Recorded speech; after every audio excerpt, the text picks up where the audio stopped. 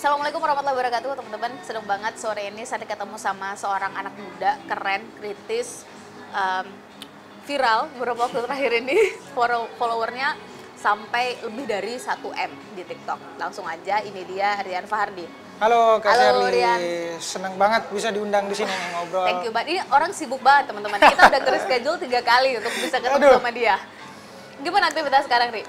Ya, kurang lebih dulu kan sibuk ngerjain skripsi. Sekarang gitu. mungkin ya ngelanjut itu aja sih sebenarnya.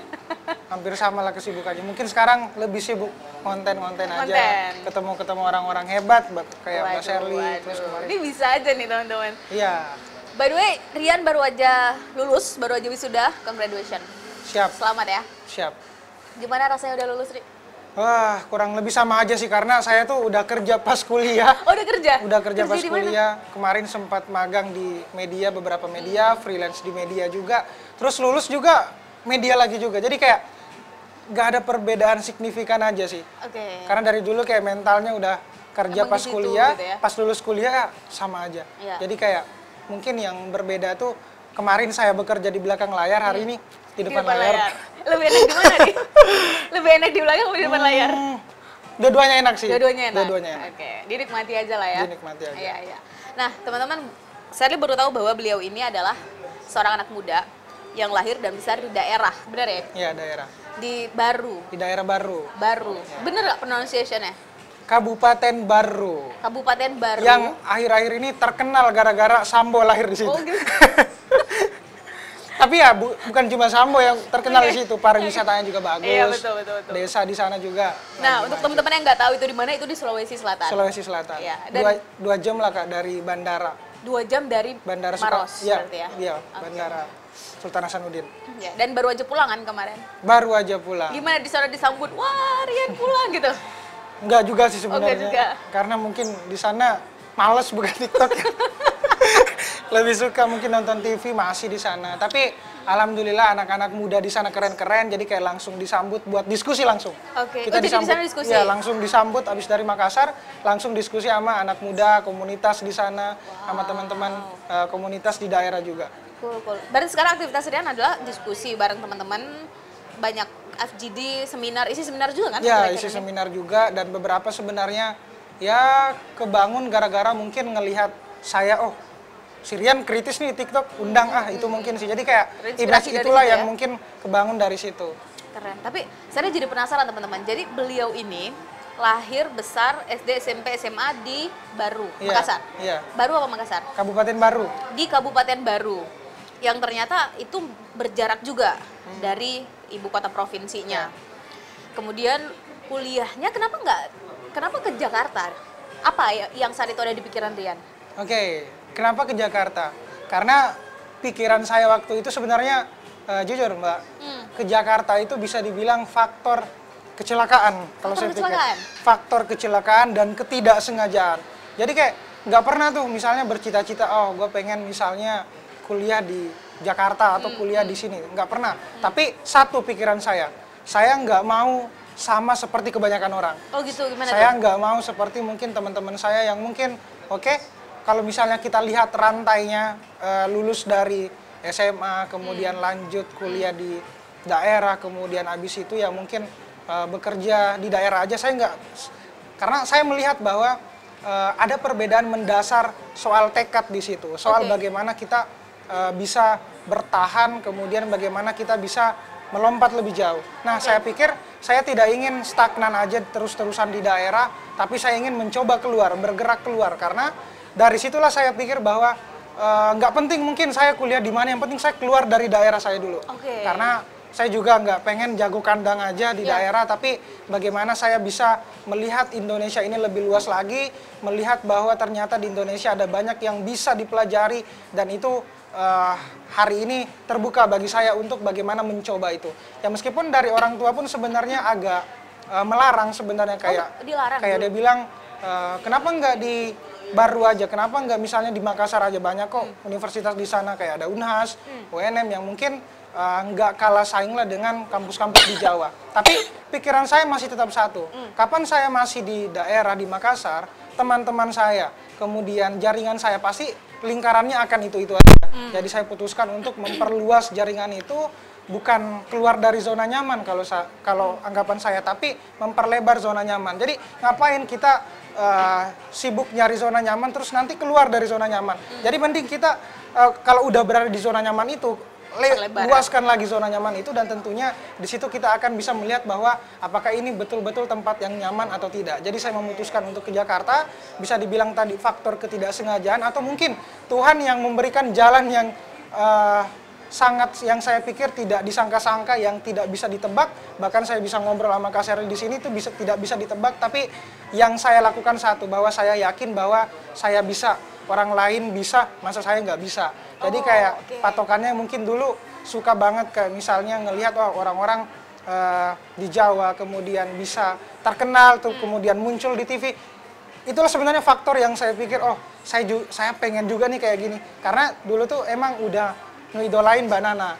Dari dulu banget ngidolain Mbak Nana, kayak cuma pikiran aja kapan ya bisa seperti beliau. Dan akhirnya ada satu kesempatan yang bisa dipertemukan dan bahkan ya bisa saling kenalan juga sama Mbak Nana. Dan itu yang saya pikir ternyata itu bisa dibangun gara-gara saya ingin bergerak dan saya ingin nggak pengen kayak kebanyakan orang kayak gitu sih. Awal mulanya tekadnya kayak gitu ya? Iya. Pengen rise above the crowd, pengen di atas rata-rata.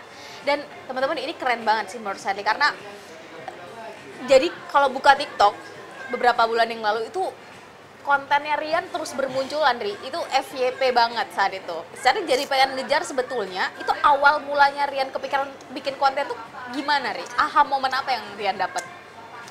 Bukan momen sih, sebenarnya juga memulai TikTok faktor ketidaksengajaan juga. Ketidaksengajaan juga? Iya, makanya saya heran, hidup saya juga kayaknya ketidaksengajaan semua. Tapi betul-betul kayak nggak terlalu niat kayak, saya pengen nih mulai TikTok, enggak. Malah dulu awalnya install TikTok itu gara-gara tugas magang. Tugas magang yang mengharuskan saya untuk memperkenalkan diri lewat TikTok. Dari situlah saya buat TikTok, karena awalnya malah melihat TikTok itu brandingnya kok ada aplikasi yang isinya joget-joget semua. Itu kan awal brandingan TikTok dulu tuh. Ya? Dulu banget kayak memutuskanlah untuk coba memulai TikTok. Ternyata bisa FYP gara-gara memperkenalkan diri lewat itu tadi. Penasaran, emang dulu kayak gimana sih perkenalan dirinya, boleh nggak dicoba? Ingat nggak? Gimana ya? Kayak perkenalan diri biasa aja, Kak. Kayak saya Rian Fahardi, dari sini terus motivasinya untuk ikut perusahaan ini internship itu. Dan itu rame gara-gara pokoknya adalah salah satu tempat yang saya betul-betul pengen banget magang di sana, tapi akhirnya juga nggak keterima di sana. Tapi saya yakin perusahaan itu nyesel sih kayaknya dia sekarang. Kenapa dulu Rian nggak di sini ya? Tapi ya intinya itu bagian dari proses, pasti ada penolakan, ada juga malah menurut saya ketika saya ditolak di situ malah bisa mengantarkan saya mungkin seperti ini. Jadi habis dari situ, ketolak dari situ, ternyata magang lagi dan keterima kemarin di Kompas, habis itu ketolak dari situ, dan disitulah saya banyak belajar tentang digital. Jadi kayak di situ ngelihat, ternyata TikTok ini jadi wadah yang betul-betul powerful di zaman ini. Jadi kayak saya bilang, sekarang tuh era emasnya TikTok, era emasnya Instagram juga. Jadi sayang kalau kita tidak mengambil porsi atau peran di sana. Jadi pas FYP di situ, betul-betul saya jadikan kesempatan untuk mulai buat sesuatu. Jadi belum kepikiran tuh, pengen buat plan apa, plan selanjutnya segala macam belum kepikiran, tapi satu yang saya pegang bahwa saya punya potensi di mana saya tahu bahwa saya suka, seneng ngomong. Saya seneng dalam artian isu-isu yang hari ini ramai, kemudian saya perbincangkan, saya suka itu juga. Dan juga tentang dunia kuliah dan dunia organisasi. Saya senang dan saya tahu modal itu bisa saya ceritakan, dan dari situlah berawal saya membuat konten di TikTok melalui apa yang saya bisa, apa yang saya bisa lakukan. Jadi kayak belum ngelihat bahwa saya misalnya ingin kayak gini, jadi belum kayak gitu. Jadi cuma berawal dari saya bisa apa, kemudian saya bisa itu, ya saya lakukan dengan coba dulu. Dan dari coba dulu itulah muncul beberapa konten-konten yang viral, muncul konten-konten yang ramai, beberapa juga nggak ramai, tapi ya itulah perjalanan. Dan saya pikir pelajarannya ya jangan terlalu cepat puas ketika mungkin kita viral, tapi betul-betul bagaimana kita bisa konsisten untuk terus berkarya, terus yang saya pikir tadi mencoba sesuatu yang mungkin orang-orang anggap mustahil, tapi kalau kita coba ternyata itu bukan sesuatu yang mustahil. Dan orang-orang mungkin saya pikir, saya mungkin nggak naif Kak Sherly, bahwa semua orang bisa jadi seorang konten kreator atau mungkin bisa menginspirasi segala macam, tapi satu, kita semua bisa untuk mencoba menjadi konten kreator dan bisa menjadi bermanfaat untuk sesama melalui platform yang hari ini kita disuguhkan begitu kuatnya. Gitu sih. Menarik banget teman-teman, dan yang paling saya ingat dari Rian ini apa coba Ri? Ya? Rian ini adalah presiden Gen Z. Jadi saya penasaran sebenarnya kenapa sih presiden? Kamu mau jadi presiden atau kenapa? Jangan-jangan tuh cita-citanya pengen jadi presiden di 15 tahun ke depan mungkin. Itu berat sih sebenarnya, itu berat, tapi ya? nggak mustahil. Oh, nggak mustahil ya? Meskipun kalau kata Opung Luhut mustahil kalau orang di luar Jawa bisa jadi presiden. Ini mulai-mulai nih. Tapi sebenarnya ya saya pikir nggak mustahil lah orang di luar Pulau Jawa bisa jadi presiden. Iya. Dan saya pikir kenapa memilih presiden tadi sebenarnya ada beberapa latar belakang nih Kak Sherly. Oke, kenapa? Yang pertama latar belakang akademis dan latar belakang sinis. Gimana tuh? Akademisnya Jadi, kenapa? Sinisnya kenapa? Kalau latar belakang akademis, Presiden Gen Z ini kan mungkin orang-orang juga tahu adalah sebuah bentuk branding. Oke. Dan kebetulan skripsi saya kemarin itu saya mengangkat tentang strategi komunikasi politik kandidat dalam memenangkan sebuah kontestasi politik. Oh wow. Jadi ada beberapa teori di situ di skripsi saya yang memuat 3 dari bukunya Prof. Gun-Gun, Media Komunikasi Politik. Di situ satu, ada strategi yang betul-betul kuat yang bisa kandidat ini menang. Oke. Satu branding tentunya. Branding. Dan ini branding jadi saya pikir salah satu penguatan yang paling kuat apalagi di era media sosial hari ini. Oke. Dan branding yang hari ini saya bangun itu Presiden Gen Z. Yang ingin saya uji teori skripsi saya yang saya nggak pengen misalnya skripsi saya cuma berakhir sebagai pembungkus gorengan atau mungkin cuma pajangan di perpustakaan, tapi betul-betul teori dari branding ini bisa saya aplikasikan. Dan muncullah nama Presiden Gen Z ini sebagai bentuk dari konsisten image yang saya pikir kalau ini dipertahankan mungkin akan jadi positif. Dan tugasnya adalah bagaimana mempertahankan konsistensi image tadi. Kemudian yang kedua, ada positioning. Kemudian hari ini saya mencoba memposisikan diri sebagai anak muda yang terlihat kritis, anak muda yang terlihat peduli bangsa, dan itu yang sebenarnya saya bangun. Kemudian yang terakhir ada segmenting. Segmenting ini penting untuk bagaimana kita bisa dalam artian terlibat lebih dekat dengan segmentasi. Dan segmentasi yang saya bangun adalah Gen Z, anak muda yang saya pikir saya coba ajak untuk bagaimana mereka harus berani untuk bersuara dan menyatakan pendapatnya. Dan dari latar belakang akademis ini saya pikir branding Presiden Gen Z ini udah paling cocok dan bisa membuktikan bahwa skripsi itu bukan hanya sebatas tulisan yang mungkin berakhir di tadi itu, tapi bisa jadi implementasi yang mungkin bisa jadi patokan orang-orang melihat bahwa oh ternyata kita bisa loh membentuk branding betul-betul dari nol sampai orang-orang hari ini undang saya misalnya kemana-mana kayak undang seminar segala macam, kemudian dikenal sampai hari ini pun saya pikir branding itu bisa dibuat, dan itu latar belakang akademisnya. Kalau latar belakang sinisnya, karena kan konten saya itu politik ya Kak Sherly. Politik pasti perbedaan pendapat itu wajar lah. Pro dan kontra kita bisa menerima. Dan ketika ada beberapa konten yang saya buat tentang politik, banyak tuh komentarnya. Lu aja coba yang jadi presiden. Coba lu yang jadi presiden, ya udah saya aminin jadilah presiden Gen Z. Kan itu maunya kan? Iya. Tidak presiden generasi Z dulu gitu ya. Jadi kayak ya beberapa komentar memang ada yang bisa menyentuh kita dalam artian menyentuh mungkin emosi kita, kemudian membuat kita emosi. Tapi ada beberapa komentar yang saya pikir malah bisa menjadi stimulun yang bisa membangun kita untuk malah lebih semangat lagi untuk berbuat. Dan jadi lebih baik ya? Dan jadi lebih baik. Jadi nggak penting komentar dan segala macam bagi saya, tapi yang paling penting adalah bagaimana komentar itu kita bisa maknai sebagai insight baru. Malah kalau ada banyak komentar, kritikan yang masuk, itu malah menurut saya jauh lebih bagus dibanding mungkin pujian. Jadi kayak ya dari kritikan, dari komentar itu malah kita bisa lebih belajar banyak lagi dan lebih berkaca lagi tentang diri kita. Itu sih Kak. Keren banget. Tapi menarik. Karena tadi katanya kan teori Prof. Gun-Gun ya? Iya. 3 kan, untuk memenangkan satu kandidat. Berarti Rian mau jadi kandidat nih? Jangan-jangan 2024, what's next? Sekarang popularitas sudah didapat. Tawaran isi-isi seminar juga udah mulai banyak. Sulit banget untuk cari jadwal beliau ini. Aduh. So what's next? Selanjutnya apa? Jangan-jangan memang pengen jadi kandidat atau gimana nih? Pengen kandidat, sebenarnya belum terlalu mikirin sejauh itu sih Kak. Oke. Tapi di satu sisi saya pengen ngajarin. Ngajarin Bukan siapa? ngajarin sih, tapi lebih ke nunjukin tadi bahwasanya kalau kita ingin membuat sebuah branding yang positif untuk para kandidat segala macam, Itu bisa banget. Bisa banget, dan kuncinya adalah konsistensi image tadi Kak. Oke. Konsistensi image, bagaimana apa yang kita sampaikan itu selaras dengan apa yang kita perbuat. Kalau di Bugis tuh bilang taruh ada, taruh gau. Jadi kayak artinya? konsistensi antara perkataan dan perbuatan. Jadi mungkin saya terlihat kritis di TikTok, di media sosial, dan itu juga harus selaras dengan perbuatan yang mungkin saya lakukan. Dan mungkin hari ini ketika tadi ada yang bilang mungkin next jadi kandidat atau mungkin di 2024, saya pikir itu mungkin sesuatu yang kalau saya pikir tadi, kalau kita berangkat dari omongan awal soal kecelakaan, kemudian ketidaksengajaan, saya nggak terlalu berpikir sampai sejauh itu sih. Tapi saya berpikir, Kak Sherly, bagaimana hari ini apa yang saya lakukan itu bisa bermanfaat bagi orang, suara saya mungkin bisa membantu 1 atau 2 orang, itu sudah cukup bagi saya, dan itu yang bisa saya maksimalkan, dan itu yang bisa saya upayakan, bisa jadi sesuatu yang mungkin orang-orang menilai itu, oh ternyata kita nggak harus jadi sesuatu dulu kok, baru bisa jadi bermanfaat untuk sesama. Jadi mungkin hari ini saya bisa menyalurkan suara saya melalui toa yang kecil, tapi dari toa kecil ini bisa melahirkan banyak keberanian.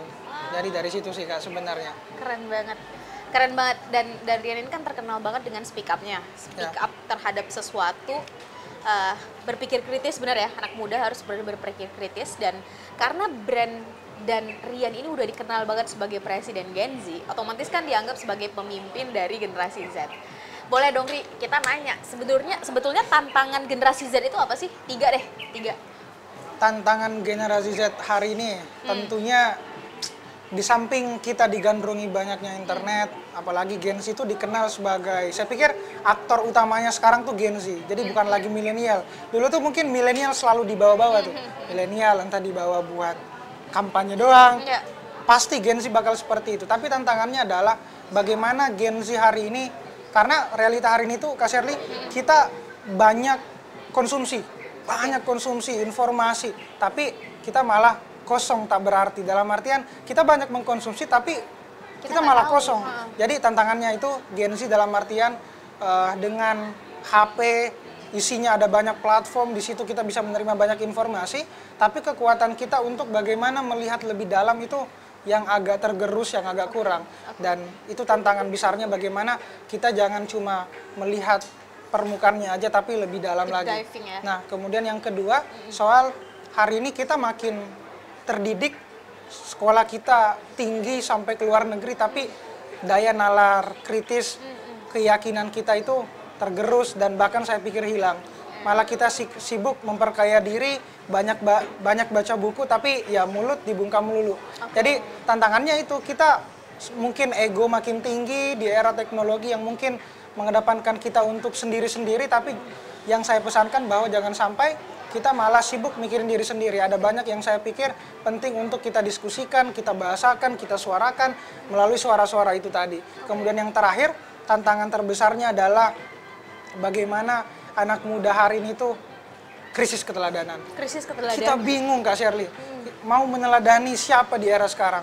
Karena jujur, dulu kita bisa melihat ada banyak patron atau yang saya pikir bisa kita lihat keteladanannya, bagaimana mereka memberikan sesuatu untuk bangsa ini. Hari ini saya pikir yang hari ini kita disuguhkan itu cuma sebatas retorika, sebatas bagaimana mencari suara. Ya melalui media sosial, bagaimana TikTok dipaksakan untuk pejabat masuk di sana buat konten, tapi dia lupa esensinya bahwa anak muda nggak butuh itu, nggak butuh tiba-tiba misalnya muncul di TikTok buat konten, ngikutin traffic, tren, tapi kita betul-betul butuh seseorang yang jadi teladan, jadi panutan, dia sesuai dengan perkataan dan perbuatannya itu tadi. Dan anak muda butuh lagi-lagi sosok yang teladan seperti itu.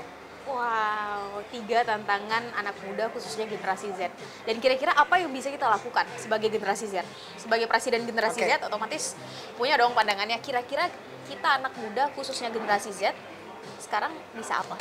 Satu, anak muda itu identitasnya harus kritis. Harus kritis. Karena pikiran kita itu emang ya manifestasinya harus kritis. Kalau pikiran yang tidak dikritiskan, yang saya pikir itu ya munafik lah. Jadi bagaimana hari ini kita itu bisa melihat sebuah persoalan itu secara menyeluruh dan betul-betul kritis. Karena tadi identitas anak muda itu kritis. Dan bahkan Pramudia itu udah bilang bahwa anak muda yang nggak kritis itu ya mending jadi tukang sapu jalanan aja. Dalam artian di sini satu yang paling penting kita kritis, tapi kita harus jujur dan adil juga. Dan saya pikir jujur dan adil itu bukan hanya dalam perbuatan, tapi harus dimulai semenjak dari pikiran. Apapun itu harus kita suarakan. Dan sama pun dengan ketidakadilan itu kayak harus disuarakan ya meskipun di dalam hati. Dan anak muda punyalah identitas itu tadi, kritis, kemudian bagaimana kita hari ini bisa mampu untuk melihat peluang-peluang yang ada dan sebenarnya itu yang harus kita lakukan. Jadi orang mungkin melihat hari ini tuh anak muda terutama Gen Z banyak yang bilang Kak Sherly kayak mentalnya lemah, kemudian dikit-dikit mungkin butuh healing segala macam. Saya bilang jangan lihat anak muda ketika lemahnya mentalnya kemudian butuh healingnya, tapi lihat mereka ketika misalnya bangkit dari healingnya, bangkit dari rebahannya. Tapi betul-betul saya yakin dengan anak muda bahwa hari ini kita bisa berangkat dari nalar kritis itu untuk membangun Indonesia yang lebih baik. Dan yang paling penting adalah speak up, yang paling penting adalah bersuara. Karena selalu yang saya kumandangkan bahwa sekarang diam udah bukan lagi emas Kak Sherly. Ketika hari ini kita melihat betapa aparat yang saya pikir bisa dijadikan panutan tapi malah menunjukkan contoh yang kurang elok lah untuk dipandang. Dan yang saya pikir itu tantangannya betul-betul kita ke krisis keteladanan, tapi di satu sisi anak muda butuh sosok yang kita jadikan patron untuk kita melihat lebih dekat apa yang sebenarnya kita bisa lakukan, apa yang bisa kita sinergikan. Tapi satu, kita masih punya semangat yang lebih tinggi, itu yang harusnya menjadi pendobrak, itu yang harus menjadi bahan bakar untuk kita terus maju, untuk terus berkarya dan menjadi abadi. Karena ini eranya untuk kita berkarya, ini eranya untuk kita abadi dalam karya. Jadi saya pikir orang yang berkarya hari ini itu adalah sebuah pekerjaan untuk menjadi abadi. Jadi anak muda hari ini jangan takut untuk berkarya dan menjadi abadi, karena itu salah satu modal awal yang kita punya melalui suara-suara yang hari ini kita terus upayakan. Gitu sih, Kak. Wow, luar biasa. Kalau ngedenger Rian secara langsung nih rasanya kita bangkit semangatnya itu terasa banget energinya. Tapi menarik, sering jadi tiba-tiba teringat dengan ucapan Tan Malaka yang menyebutkan bahwa kekayaan terakhir anak muda itu adalah idealisme. Bahwa nilai yang dipegangnya. Nah, Rian ini kan kritis banget. Rata-rata konten Rian ini membicarakan tentang nilai. Gimana cara Rian bisa mengkonsistensikan itu sampai akhir? Karena kan katanya pekerjaan paling baik adalah pekerjaan yang diselesaikan sampai akhir. Gimana cara Rian agar bisa konsisten sampai akhir dengan nilai-nilai yang Rian pegang di tengah begitu banyaknya, entah itu tontonan, entah itu tawaran, entah kita nggak tahu nanti ke depan entah ada mungkin ancaman, kan kita nggak tahu. Gimana cara Rian mempertahankan idealisme Rian itu? Sebenarnya tadi ancaman udah ada, Kak. Ada beberapa ancaman dengan bersuara, tapi bagaimana konsisten tadi? Saya punya prinsip, karena kapan kita kehilangan prinsip itu ya kita bakal terombang-ambing. Kapalnya bakal arahnya nggak bakal jelas. Tapi selama kita punya navigasi yang jelas, prinsip yang jelas, saya pikir kita bisa memegang teguh konsistensi itu tadi. Dan dengan memegang prinsip itu bahwa saya yakin bahwa meskipun suara yang saya keluarkan entah itu di TikTok atau dimanapun itu mungkin bagi pejabat itu cuma sebatas omong kosong atau mungkin apalah, saya nggak peduli. Yang penting suara itu mungkin sedikit demi sedikit bisa membuka mata seseorang. Jadi end game-nya adalah sebenarnya bukan bisa merubah kebijakan atau apapun itu, tapi selama kita bisa menyadarkan orang, bisa membuat orang terbuka matanya, hatinya untuk sadar bahwa ya kita sedang berada di kondisi ini. Dan dari suara itu yang saya pikir tadi, selama informasi yang saya berikan itu bermutu, maka semakin bermutu pula keputusan yang akan dihasilkan oleh masyarakat. Karena saya yakin saya sebenarnya nggak terlalu pesimis bahwa bisa merubah Indonesia menjadi lebih baik. Pun sebenarnya yang bisa kita usahakan adalah diri kita sendiri. Karena kapan kita bisa merubah diri kita sendiri menjadi baik, lingkungan kita akan ikut jadi baik, masyarakat juga ikut jadi baik. Jadi mulai dari diri sendiri, dan itu pun dibuktikan juga bahwa ya Tuhan nggak akan ngerubah nasib suatu kaum kalau misalnya ya kita nggak ngerubah nasib kita sendiri. Dalam artian ya pertanyaan yang harus kita tekankan adalah dari diri kita sendiri dulu, bagaimana kita menguatkan prinsip kita, keyakinan kita, dan konsisten adalah sebuah jalan yang saya pikir akan bisa kita petik buahnya kalau kita betul-betul percaya bahwa apa yang kita lakukan hari ini itu adalah sesuatu yang baik, sesuatu yang mungkin nggak merugikan orang lain, sesuatu yang saya pikir itu jadi sesuatu yang bisa membuat orang melihat bahwa oh ternyata kondisi kita itu betul-betul seperti ini. Jadi membuka mata gitu ya. Yang membuat saya konsisten hari ini masih banyak kayak komentar-komentar yang datang, entah itu dari Instagram yang bilang bahwa ayo bang suarakan ini, kemudian jadi kayak semacam suntikan sekecil itu pun bisa jadi buah untuk kita terus konsisten. Bagaimana kayak kita membantu orang untuk menyuarakan sesuatu yang mungkin dari suara itu ternyata bisa merubah sedikit atau banyak hidup seseorang. Jadi kayak dari situ meskipun itu cuma komentar, tapi lagi-lagi tadi selama kita bisa melihat komentar itu dari sudut pandang yang jadi booster buat kita, itu jadi buah untuk bagaimana kita bisa konsisten terus-menerus. Apapun itu, mau itu berkarya, mau itu dalam bekerja, mau itu dalam kehidupan sehari-hari, selama kita konsisten dan yakin bahwa apa yang kita lakukan itu bisa menjadi buah bagi yang baik untuk orang, jadi itu yang terus saya upayakan. Tapi saya jadi penasaran, kamu tuh kayak punya apa sih, ada aturan atau ada prinsip tertentu nggak yang kamu pegang saat satu konten itu akan naik di media sosialmu? Misalnya harus A, B, C dulu baru naik, ada nggak? Oke. Yang pertama kita harus paham bahwa di era digital media sosial hari ini bahwa kita nggak bisa selamanya benar. Kita nggak bisa juga selamanya salah. Kadang tuh beberapa netizen itu udah nganggap misalnya orang itu benar terus. Misalnya kayak udah centang biru tuh kak. Dia benar gitu mulu. Meskipun yang mungkin dia sampaikan itu bukan fakta objektif misalnya. Jadi banyak tuh hari ini kita masih mengedepankan sentimen, emosi yang mungkin itu melibatkan kita sebagai netizen. Dan saya pun masih sering terjebak di situasi itu. Kayak oh saya misalnya percaya nih idola saya misalnya. Saya harus percaya mereka tanpa melihat lebih jelas lagi. Nah, tapi di satu sisi kita harus perlu pahami bahwa ya orang juga nggak bisa sepenuhnya salah terus. Nah, itu yang harus kita bedakan.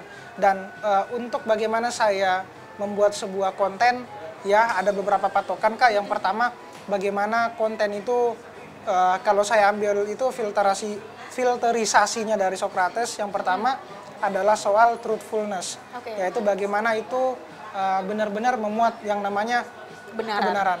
Bagaimana itu benar ya mungkin hari ini relatif ya, ada banyak versi kebenaran, tapi saya pikir kebenaran itu adalah sesuatu yang bukan cuma satu waktu itu aja, tapi kebenaran itu bisa berbentuk hari demi hari. Jadi kayak ibarat stalagmit tuh, tetes demi tetesannya bisa membentuk sebuah bangunan yang runcing gitu lah. Jadi kayak tetesan-tetesannya itu bisa membentuk bangunan yang utuh. Jadi kebenarannya seperti itu. Bagaimana sebenarnya kebenaran itu, apakah mungkin ini jelas asalnya, sumbernya jelas, datanya gitu ya, validitasnya di mana. Nah itu yang pertama, kebenaran. Dan yang kedua adalah soal goodfulness, jadi soal kebaikan. Soal kebaikan, apakah mungkin informasi atau peristiwa yang saya share, yang saya bagikan ini baikkah dikonsumsi orang lain? Atau mungkin ketika saya share ini malah jadi sebuah pisau bagi orang lain, jadi saya memutuskan untuk nggak ngepost itu. Kemudian yang terakhir soal kebermanfaatannya. Bagaimana konten atau informasi yang saya sebar itu nilainya bermanfaat atau enggak bagi orang lain. Kalau enggak bermanfaat bagi diri saya atau orang lain, yang mending jangan share atau jangan sebarkan. Jadi 3 patokan ini aja sebenarnya yang saya pikir itu fundamental dan ya general sih, tapi ini hari ini saking informasi begitu cepatnya kita menelan mentah-mentah, kadang kita melupakan hal-hal yang fundamental dan esensial itu tadi. Oke. Itu sih Kak. Keren. 3 kunci atau prinsip yang dipakai oleh Rian dan tim Ya. dalam memutuskan ini mana konten yang naik, mana yang enggak ya. Iya. Saya penasaran terakhir, Rian. Kamu karena penonton saya lihat adalah generasi Y dan Z, banyak yang nanya, mau dong tips untuk bisa viral. Nah, Rian ini kan udah sangat viral di TikTok. Bagiin dong Ri, buat kita apa sih kuncinya Ri? Tips viral. Viral itu gampang Kak Gampang Sherly. ya? Gampang banget. Kan banyak tuh yang bisa viral. Kita tinggal ambil HP, terus nyanyi, rehan, kan udah bisa viral. Atau kita ke tengah jalan terus berhentiin truk, kita kan bisa viral. Atau mungkin kita bisa bilang, kamu nanya, ya kita kan bisa viral. Sekarang lagi hype ya. Jadi kayak hal-hal kayak gitu tuh gampang banget viralnya. Oke. Tapi pertanyaannya, bisakah kita mempertahankan keviralan itu? Bisakah kita mempertahankan konsistensi image itu tadi? Dan itu yang paling sulit.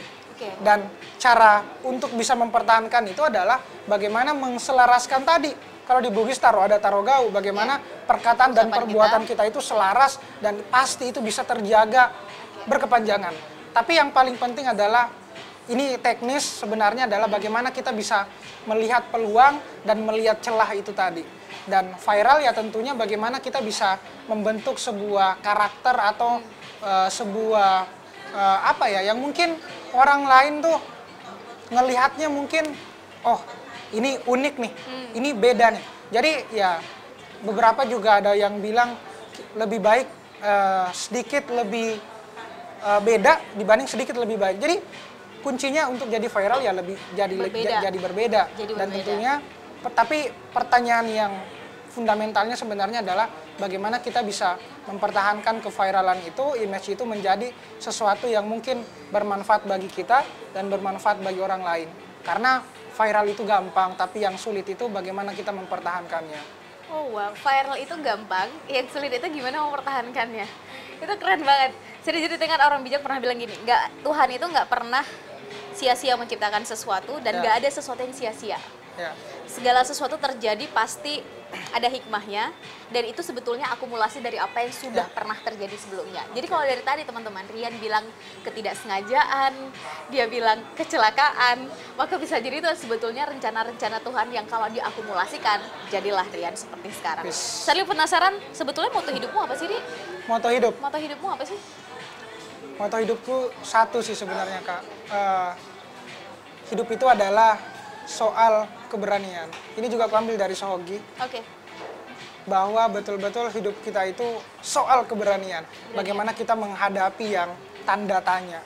Bagaimana kita menghadapi yang kita nggak bisa tebak, tanpa kita bisa menawar, tanpa kita bisa menerima. Jadi hadapi aja dengan berani.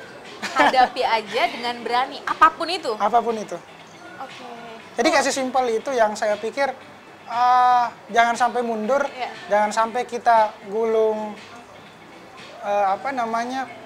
layar di kapal. Selama kapal kita udah maju, udah di tengah-tengah lautan, jangan sampai kepikiran untuk mundur, meskipun layarnya harus robek, meskipun ada badai, terus maju aja. Jangan memikirkan untuk balik kembali ke daratan, karena nggak ada yang sia-sia. Proses itu pasti punya buahnya masing-masing, tapi mungkin belum kelihatan aja. Dan terakhir pesan buat generasi Z, hari ini dengan era media sosial, kita itu sering merasa ketinggalan, tertinggal. Gara-gara ngelihat, oh story-nya udah di Bali nih, kemudian story-nya udah jadi seseorang lah. Jangan merasa tertinggal. Jadi kuncinya jangan bandingkan diri kita dengan orang yang bukan kita. Tapi bandingkan diri kita dengan diri kita yang dulu. Diri kita yang ketika SMA itu bisa apa, ketika kuliah semester 2 bisa apa. Hari ini kita udah pasti ada kemajuan dong. Jadi bandingkan diri kita dengan diri kita yang dulu. Dan itu, jangan merasa tertinggal. Keren. Nah, sebagai akhir, ini adalah akhir. Dan saya karena senang banget dengan konten-konten Rian itu, syarat akan makna dan ada ritme teman-teman. Maka di akhir video ini saya pengen banget minta Rian untuk kasih saran buat anak muda tapi pakai cara Rian. Jadi biasanya kan intonasi Rian tuh. Nah, kasih saran ke anak muda khususnya Gen Z, dari presiden Gen Z. Aduh. Dengan cara Rian. Silakan. Apa ya sebenarnya? Ini mendadak juga ya sebenarnya. Tapi lagi-lagi kita punya masing-masing karakter, kita punya originalitas masing-masing, dan kita punya cara untuk bagaimana mengekspresikannya. Ya. Dan yang paling penting adalah kita pede, Kak, dengan pede. apa yang kita punya. Oke. Meskipun orang lihat, oh, lu ada logat-logat kedaerahannya Makassar, itu nggak apa-apa. Nggak apa-apa. Malah itu bisa jadi bumbu yang orang lain itu lihat Nggak bahwa punya malah. ya. Orang lain nggak punya. Iya, itu, Dan justru keunikan kita, bener nggak? Nah, dari situ. Jadi jangan merasa apa yang anggap kita aneh itu apa ya? Sesuatu yang malah menjadi sebuah hambatan, dalam artian membelenggu kita untuk menunjukkan siapa sebenarnya diri kita. Oke. Padahal sebenarnya tadi Kak Sherry udah bilang bahwa manusia diciptakan itu punya potensi, punya ininya masing-masing, dan ya kita punya semua itu. Jangan sampai kita malah berhenti hanya karena apa kata orang. Dan itu sih sebenarnya bagaimana mempertahankan originalitas itu tadi. Keren banget. Rian, terima kasih banyak. Ini adalah akhir dari diskusi kita. Ya. Terima kasih banyak sudah meluangkan waktunya. Sukses terus buat Rian Siap, dan Kak tim. Sherly. Kalau biasanya di akhir narasi Rian itu tetap ada debat pakai adab. Gitu ya, Ri? Ya, Itu debat apa? tetap pakai adab. Itu apa sih maksudnya? Karena nuansa, itu sebenarnya nuansa dunia yang saya pikir dengan segala riuhnya, keruhnya, jangan sampai kita melupakan yang namanya adab. Kita boleh saling tunjuk-tunjukkan, berdebat, kemudian saling beda pandangan, tapi jangan sampai melepaskan yang namanya adab. Karena lagi-lagi adab dulu baru ilmu. Kita boleh mungkin sepintar apapun, tapi yang paling sulit mungkin itu dipelajari adab dulu sebenarnya. Jadi orang boleh pandai setinggi apapun, sepintar apapun, tapi selama melupakan yang namanya adab, saya pikir ya kita malah mengalami yang namanya kemunduran. Gitu sih. Keren banget. Itu dia Rian Fardi, Presiden Gen Z. Sampai ketemu di video selanjutnya. Assalamualaikum warahmatullahi wabarakatuh. Waalaikumsalam.